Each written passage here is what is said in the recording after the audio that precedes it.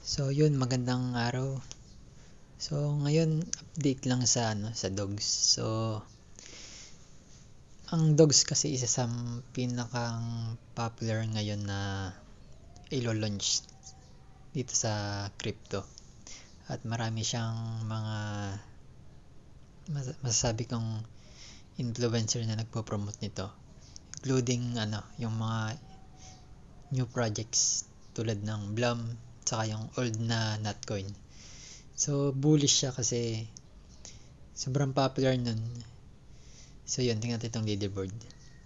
Nakikita nyo ang taas ko sa leaderboard, 130k out of 27.5 million holders. So yun, tuturuan ko lang kayo kung paano mapataas to. So yun, i-kompletuhin nyo lang lahat ng task at panigurado aakyat kayo sa leaderboard. At saka ito nga yung magandang announcement na yung Notcoin at Blum ay ni-support ang dogs. At sa tingin ko, ito yung mapupunta sa launch pool ng Binance. So yun, check nyo na lang sa description at sa comment yung link dito.